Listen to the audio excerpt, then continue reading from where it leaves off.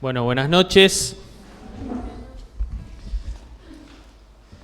Buenas noches a los de aquí en presencial y buenas noches también a los que nos están mirando ahí por Zoom y también, bueno, si ya se está grabando, también a los que nos van a estar mirando a futuro, ¿no? No se sabe hasta dónde llega el mensaje, así que gracias a Dios porque, bueno, podemos hacerlo por estos medios. Vamos a leer un pasaje o unos pasajes muy conocidos en Hechos. Podemos abrir el libro de los Hechos, capítulo 2. Y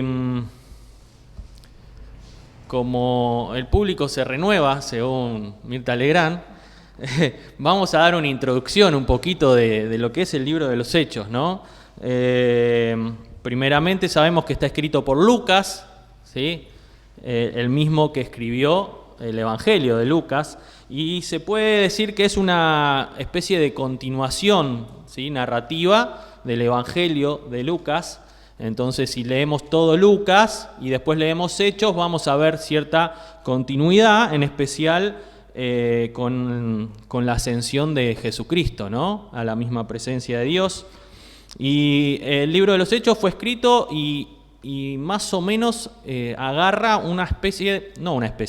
agarra 30 años aproximadamente entre la ascensión de Jesucristo y llega hasta el encarcelamiento de Pablo en Roma. Así que abarca un montón de tiempo en donde nos muestran los comienzos de la iglesia, nos muestran ciertos principios misioneros, la defensa de la fe, la persona y la obra del Espíritu Santo, los métodos y temas de predicación y demás. Se puede sacar mucho contenido, de hecho, pero siempre entendiendo de que es un libro de transición, un libro de puente entre los evangelios y las epístolas, ¿sí?, de Pablo y demás, a partir de Romanos. Por lo tanto, no es que podamos sacar una doctrina pura de ahí, pero nos sirve de base y nos orienta, nos aconseja y nos sirve de ejemplo, ¿no?, para un montón de cosas. Teniendo esto en la cabeza, podemos leer Hechos 41, Hechos 2, 41. Hechos 2, 41, que dice: así que los que recibieron su palabra fueron bautizados y se añadieron aquel día como 3.000 personas y perseveraban en la doctrina de los apóstoles, en la comunión unos con otros, en el partimiento del pan y en las oraciones. Y sobrevino temor a toda persona y muchas maravillas y señales eran hechas por los apóstoles. Todos los que habían creído estaban juntos y tenían en común todas las cosas. Y vendían sus propiedades y sus bienes y los repartían a todos según la necesidad de cada uno.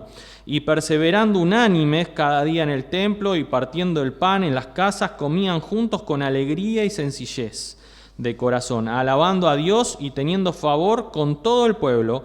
Y el Señor añadía cada día a la iglesia los que habían de ser salvos. Así que vamos a hacer un análisis rápido. Obviamente estos se han hecho estudios grandes y no es la idea acá, sino un pequeño devocional sobre estos versículos, pero comenzando con el 41, sí, que decía: así que los que recibieron su palabra fueron bautizados y se añadieron aquel día como 3.000 personas. Vemos 4 puntos. Primeramente, con una receptividad espiritual, ¿sí? Y cuando leía esto me acordaba de la parábola del sembrador. ¿Vieron cuando el Señor dice que dónde tenía que caer la semilla para que sea buena? ¿Sí? En buena tierra, Mateo 13:23, no lo busquen, pero se los leo, dice: más el que fue sembrado en buena tierra, este es el que oye y entiende la palabra y da fruto y produce a 100, a 70 y a 30 por uno, ¿no? Es un reflejo realmente de que la palabra había sido sembrada en buena tierra y había una receptividad espiritual impresionante, ahí era buena tierra, ¿sí? Y qué lindo es cuando podemos orar al Señor constantemente para que nos abra y nos muestre esa buena tierra, donde tenemos que sembrar. Es importante que estemos constantemente en oración con el Señor para saber dónde sembrar la palabra, ¿sí? Por otro lado, hubo un despertar, como el que provocó también el Señor a través de la mujer samaritana. ¿Se acuerdan que le habló a la mujer y después en Samaria? Fue impresionante el movimiento que hubo. O Pablo en Antioquía, pero siempre era porque la mano justamente del Señor estaba con ellos. Hubo un avivamiento también, y ahora sí le voy a pedir, creo que a Cami le había dado 1 Samuel 7:3. Van a tener que dar el micrófono, es importante que vayan teniendo en la mano a los que les di el pasaje. ¿Lo puedes leer, Cami? Ya está. Habló Samuel a toda la casa de Israel diciendo: Si de todo vuestro corazón os volviereis a Jehová, quitad los dioses ajenos y a Astarot de entre vosotros, y preparad vuestro corazón a Jehová, y solo a él servid, y os librará de la mano de los filisteos. Bien, así que vemos cómo ellos ya tenían, así como lo hubo en un montón de versículos, hay avivamientos en la Biblia, ¿sí? Y este fue uno de los tantos que tuvo Israel, la importancia de tener un corazón, ¿sí?, vuelto a Jehová, entregado a Jehová, como lo tenía esta gente que había escuchado la palabra y ya se estaban bautizando. Muchas veces, hago un paréntesis, se ha usado este versículo y muchos han dicho: ¿y por qué yo, si creo, no me bautizo ya? Es importante aclarar, en esa época había persecución. El que decía soy de Cristo, enseguida no recibía un tiro porque no existía en ese momento, pero sí un buen cuchillazo o un buen espadazo y le cortaban la cabeza. Así que el que decía soy de Cristo, ¿sí?, y se bautizaba, probablemente al poco tiempo iba a morir. Así que fíjense qué entrega, ¿eh? Y ahí había 3.000 valientes que en una sola predicación, ¿sí?, se bautizaron. Por eso se bautizaban tan rápido. No había mentirosos como lamentablemente hay hoy, ¿sí?, o lo hubo a lo largo de la historia, en donde dicen soy de Cristo y por ahí, o no son mentirosos, por ahí se mienten también a sí mismos y no dieron ese paso de fe real, ¿no?, de aceptar a Cristo como Salvador, de entregar su vida, de arrepentirse de sus pecados y de llevar una vida acorde a su palabra. Por eso es que ahora se espera un poco más, ¿sí?, para que dé señales, dé frutos esa persona y uno como iglesia podamos ver que esa persona es un hijo de Dios real y pueda bautizarse, ¿sí?, porque es un mandato el bautizarse, no es que lo hace especial o lo hace diferente, sino es un mandato más que dice que nos incentiva la palabra de Dios a bautizarnos, pero por eso es que lo hacemos después, ¿sí? Fue un paréntesis, cierro paréntesis y seguimos con el versículo. Hubo un avivamiento, decíamos, y se añadieron como 3.000 personas. Versículo 2, y esta es una de las claves, ¿sí?, una de las claves de por qué pasó eso. La otra clave la vamos a ver al final en el versículo 47, pero esta clave dice, y perseveraban en la doctrina de los apóstoles, vuelvo a Hechos 2, 42, y perseveraban en la doctrina de los apóstoles, en la comunión unos con otros, en el partimiento del pan y en las oraciones. Así que, primeramente vemos esta palabra, perseverar. Busqué el griego, pero es muy difícil. Proskarteroutes o algo por el estilo, pero lo importante es qué significa. Me gustó varias semejanzas. Dice ser constantemente diligentes. Y me gustó una que dice adherirse fuertemente. Entonces a mi cabeza me vino la mente de cómo adherirnos, ¿no? Imaginémonos que estamos cayendo y nos tenemos que adherir a algo para no caer. Bueno, un poco esa es la expresión, ¿sí?, de perseverar, de adherirse fuertemente a justamente estas 4 cosas que vamos a ver ahora. ¿Se entiende? Entonces con perseverancia, con fuerza, que no te derribe nadie, ¿sí?, que perseveres y que te puedas agarrar justamente a estos 4 puntos que menciona acá. Lucas los menciona también en el capítulo anterior, en el versículo 14 del capítulo 1, cuando dice todos estos perseveraban unánimes en oración y ruego. Es la misma expresión, ¿sí?, la misma expresión que utiliza el capítulo anterior, la utiliza también en esto para describir esta expresión, ¿no? Y dice doctrina, comunión, ¿sí? Leíamos en la doctrina de los apóstoles, comunión unos con otros, en el partimiento del pan y en las oraciones. Por un lado, doctrina, ¿sí?, brevemente lo mencionamos, como en la gran comisión Jesús instruyó a los discípulos que hicieran más discípulos, decía Mateo 28, 19 y 20, dice, enseñándoles que guarden todas las cosas que os he mandado, ¿sí? Así que ellos tenían que perseverar en las cosas que habían aprendido de nuestro Señor. Prometió el Señor Jesús que el Espíritu Santo les iba a recordar eso. Juan 14, 26, creo que Belu, ¿no? ¿La tiene? Juan 14, 26, justamente menciona que el Espíritu Santo, léelo mejor. Mas el Consolador, el Espíritu Santo, a quien el Padre enviará en mi nombre, Él os enseñará todas las cosas y os recordará todo lo que yo os he dicho. Bien, así que qué importante es que seamos y nos dejemos guiar por el Espíritu Santo de Dios. Gracias a Dios que lo dejó el gran Consolador, ¿sí? Para poder mantenernos en esa doctrina y en esa gran comisión de predicar el Evangelio, ¿sí? Y hacer discípulos. En segundo lugar, la comunión unos con otros. Acá hay otra palabrita también que quizás la he escuchado más de parte de Marcelo, creo, pero la hemos escuchado varias veces, koinonía, ¿sí? Que puede significar justamente comunión, asociación o comunicación. En el Nuevo Testamento, justamente koinonía se refiere a una relación mutua con Cristo que nace de la llamada de Dios hacia nosotros. 1 Corintios 1:9 dice, fiel es Dios por el cual fuisteis, dice, llamados a la comunión con su Hijo Jesucristo, nuestro Señor.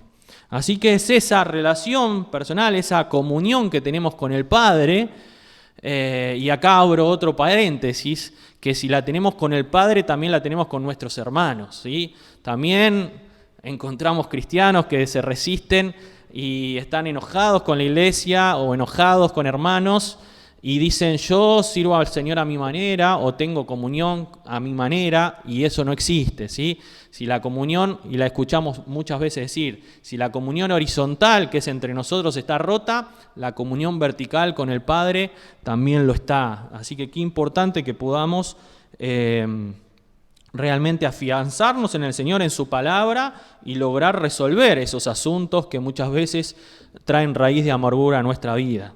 Y vuelvo a cerrar paréntesis ahí y continuamos, ¿sí? Tercer punto, dice partimiento del pan, otro punto importante. Y ya me falta poco, ¿sí? No falta mucho. El partimiento de pan, acá Lucas justamente lo menciona como una de las 4 actividades. De las otras 3, doctrina, comunión y oración, son de carácter espiritual. Por consiguiente, ¿sí? Se entiende que el partimiento de pan acá, la 4ª, está hablando también de algo espiritual, del partimiento del pan, en donde también Lucas en el Evangelio lo menciona 4 veces. Y una de ellas justamente es la institución de la cena, cuando Jesús, lo leo yo, Lucas 22:19, dice, y tomó pan y dio gracias, y lo partió y les dio, diciendo, esto es mi cuerpo, que por vosotros es dado, hacer esto en memoria de mí. Por lo tanto, nos está incentivando o diciendo de que los apóstoles tenían lo que nosotros llamamos la cena del Señor, ¿sí? El partimiento del pan que hacemos domingo tras domingo. De paso, ya lo anunciamos, 9:30 de la mañana, todos los domingos acá, y en otras iglesias será a la tarde o en otro horario, pero qué importante es porque es una pata, un pilar fundamental, ¿sí? De mantenernos en esta doctrina, ¿sí? De perseverar, como habíamos dicho, la expresión, ¿sí? De adherirnos fuertemente a esto, ¿sí? Adherirnos fuertemente a esto. Y en cuarto lugar, en este versículo menciona las oraciones, que como es un artículo definido, o sea, sugiere que pueden ser oraciones en reuniones públicas, por lo tanto no solamente nos está hablando de que oremos en nuestras casas y demás individualmente, sino justamente lo que venimos a practicar hoy a la noche. No necesariamente tiene que ser los miércoles a las 7:30, ¿sí? Podemos, en diferentes iglesias. Yo admiro realmente, con Joaquín ahora nos estamos levantando un poco temprano, demasiado, y paso a las 6:00 de la mañana por una iglesia, ¿sí? Que realmente me produce admiración, que son 6:15 de la mañana, 6:10, y ya hay un grupo de personas orando. En una época acá las mujeres se juntaban una vez a la semana, me parece, a orar temprano, antes de salir a trabajar. Qué lindo es cuando la iglesia ora, ¿no? Qué importante es que no tiene que faltar la oración en nuestras vidas y como congregación, ¿no? Qué importante es que podamos orar, como ahora, luego de que terminemos este mensaje, vamos a hacer. Y eso es lo que realmente da el crecimiento a la iglesia. Versículo 43, y con esto ya voy cerrando, dice, y sobrevino temor a toda persona, y muchas maravillas y señales eran hechas por los apóstoles. Así que vemos acá otro punto importante, que es el testimonio, ¿sí? Es el testimonio, que lo podemos separar por un lado en temor, ¿sí? En el Antiguo Testamento el temor se equipara con la sabiduría. Job 28:28 se lo di a Cande, ¿no? Y después se viene Proverbios, Santi, prepárate. Y dijo al hombre: He aquí que el temor del Señor es la sabiduría, y el apartarse del mal la inteligencia. Qué bueno, ¿eh? Así que si no querés que te llamen no sabio, no sé cómo llamarlo, necio, ahí está. Muchas gracias. Sí, qué importante es que temamos a Jehová, no tenerle miedo, sino es llevar una vida acorde a su palabra, es tenerle temor, o sea, llevar una vida con un corazón acorde a su palabra, ¿no? Y fíjense que nos habla también, más allá de que no es el tema, de la inteligencia, que seamos inteligentes apartándonos del mal. Proverbios 1:7 nos habla del conocimiento, que también tiene relación con el temor. El principio de la sabiduría es el temor de Jehová. Los insensatos desprecian la sabiduría y la enseñanza. Muy bien, muchas gracias, Santi. Y por segundo lugar, las maravillas, y el propósito justamente de las maravillas y señales es revelar algo de Dios y establecer justamente la credibilidad de los apóstoles, ¿sí? El poder, los apóstoles sabían que no era suyo, era de Dios, y en ningún momento lo hicieron para beneficio propio, sino para avalar las Escrituras. En esa época sabemos que muchos dones ya no están, porque en esa época no estaba la Escritura completa y era necesario, ¿sí?, que los apóstoles estén haciendo estas maravillas para que la gente crea que realmente venían por parte de Dios. Y para ir cerrando ya, el versículo 44 y 45 dice: y vendían sus propiedades y sus bienes, acá va a haber varios paréntesis, y lo repartían a todos según la necesidad de cada uno, y perseverando unánimes cada día en el templo y partiendo el pan en las casas comían juntos. Me salteé uno, perdón. Todos los que habían creído, 44, vamos de vuelta. Todos los que habían creído estaban juntos y tenían en común todas las cosas. Y vendían sus propiedades y sus bienes y lo repartían a todos según la necesidad de cada uno. Hasta ahí, ahora leemos los últimos dos.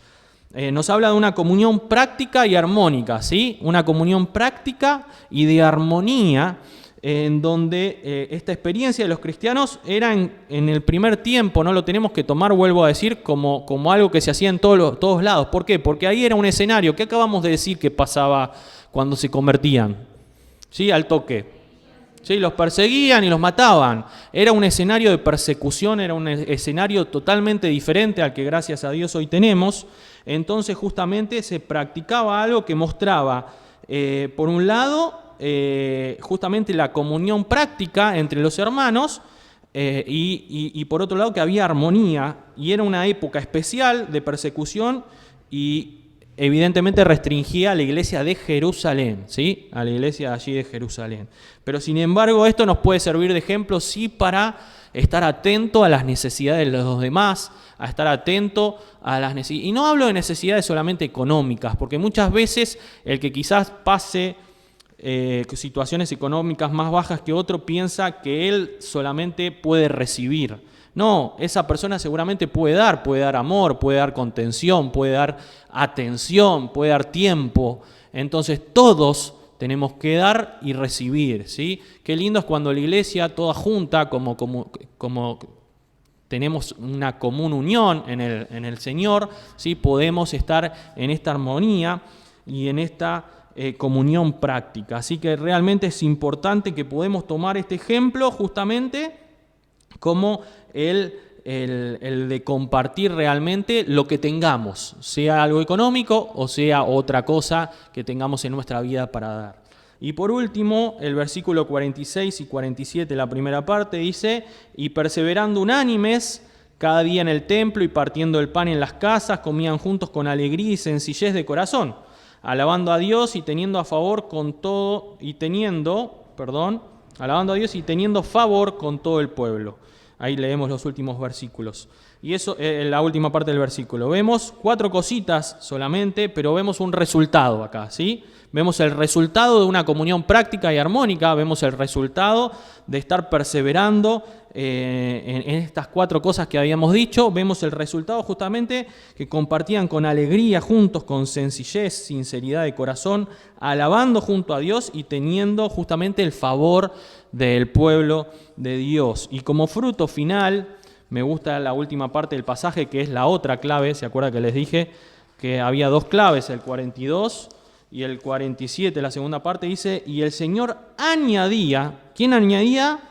El Señor, ¿sí? Añadía cada día a la iglesia los que habían de ser salvos. Así que, cuántos ejemplos lindos que podemos sacar de estos sencillos versículos y este sencillo devocional, ¿sí? En donde realmente nos tiene que incentivar a buscar el crecimiento de la iglesia, ¿sí? Pero de la manera correcta, ¿sí? Muchas iglesias han crecido, y no hablo de las que son multitudinarias, hay otras que por ahí no son, quizás sacando ciertas partes de la doctrina. Por ejemplo, algunas dicen que el infierno no existe o no es tan así, otras dicen que, bueno, el pecado o varias cuestiones que de alguna manera pueden perjudicar a un mensaje alentador o sentimental o vaya a saber qué, ¿no? Qué importante que podamos mantenernos y el crecimiento lo va a dar Dios, estamos convencidos, ¿sí? Como dice Pablo en 1 Corintios 3:6, dice, yo planté, Apolos regó, mas Dios ha dado el crecimiento. Así que nos insta realmente que nos ocupemos en orar, nos ocupemos en predicar, nos ocupemos también en el partimiento del pan y el resto va a venir por añadidura. Que el Señor nos bendiga y que podamos juntos incentivarnos en estos versículos en donde, como dijimos al principio, es el comienzo de la iglesia, pero muchas veces hay que ver el comienzo, porque no es que hayamos perdido el rumbo, pero a veces es lindo ver para atrás para ver qué tenemos que corregir y qué tenemos que copiar, ¿no? de estas cosas. Que el Señor nos bendiga.